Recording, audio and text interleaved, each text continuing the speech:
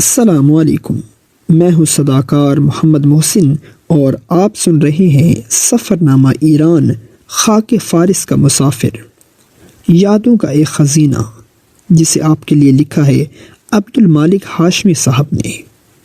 عبد المالک ہاشمی صاحب کا طرز تحریر سادہ مگر دل نشین ہے، جو قاری کو نہ صرف سفر کے مناظر دکھاتا ہے بلکہ انہیں محسوس بھی کرواتا ہے۔ ان کی تحریر میں مشاہدے کی گہرائی، مکالموں کی برجستگی اور حقیقت کی جھلک قاری کو آغاز سے اختتام تک باندھے رکھتی ہے۔ اگر آپ کو سفر نامے اور یادداشتیں پسند ہیں تو عبد المالک ہاشمی صاحب کے چینل کو سبسکرائب کریں، ویڈیو کو لائک کریں اور اپنی قیمتی رائے کا اظہار ضرور کریں۔ بیل آئیکن دبائیں تاکہ آپ کو نئی اقساط کی بروقت اطلاع مل سکے۔ تو آئیے سنتے ہیں سفر نامہ ایران، خاک فارس کا مسافر۔ پہلی قسط 5۔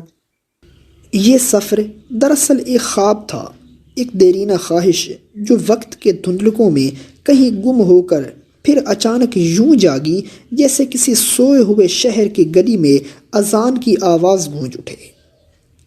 ایران جانے کا یہ خیال پہلی بار 1991 میں میرے ہم جماعت عمر فاروق کی زبانی سننے کو ملا۔ وہ ایک دن نہایت جذبے کے ساتھ کہنے لگا، ہمیں ایران جانا چاہیے۔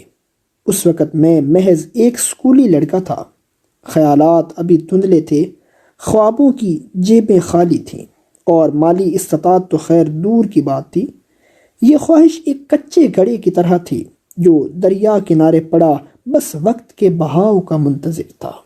پھر ایک عشرہ گزر گیا، وقت نے کئی دریچے وا کیے، کئی راستے دکھائے، اور یوں جولائی 2001 میں جب میں سعودی عرب کی جامعہ الامام محمد بن سعود الاسلامیہ میں زیر تعلیم تھا، تب اس خواب نے ایک بار پھر سر اٹھایا۔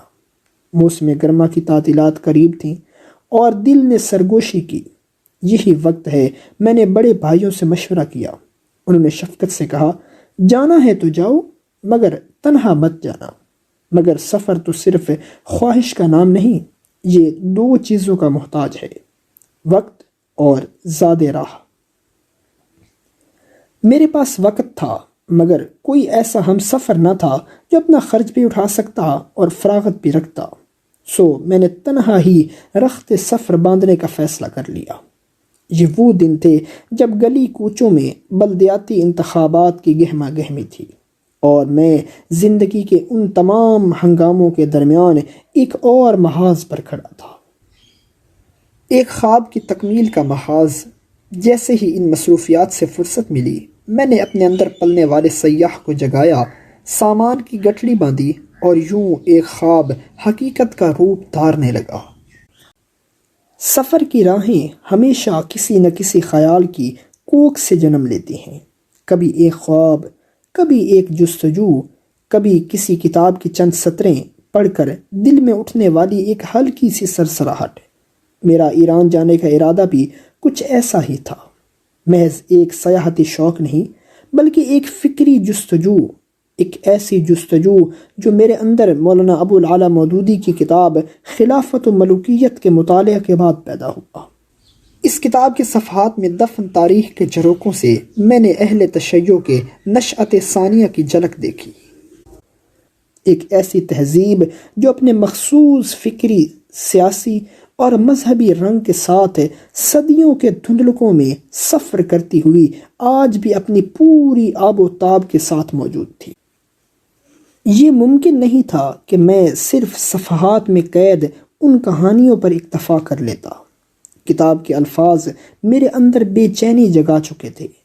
سوچا کیوں نہ ان لوگوں کو قریب سے دیکھا جائے، کیوں نہ ان گلیوں میں چلا جائے جہاں عقائد تاریخ کی دیواروں پر کندہ ہوتے ہیں، جہاں لوگ مذہب کو ایک فلسفہ نہیں بلکہ طرز زندگی سمجھ کر اپناتے ہیں۔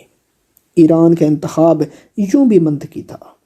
ایک تو یہ میرے اپنے وطن کے پہلو میں سانس لیتا تھا، سرحدوں کے اس پار میرے ہی بلوچستان سے جڑا ہوا، اور دوسرے یہ وہی سرزمین تھی جہاں اہل تشیع کی ثقافت، سیاست اور معاشرت سبھی کچھ اپنے پورے خد و خال کے ساتھ موجود تھی۔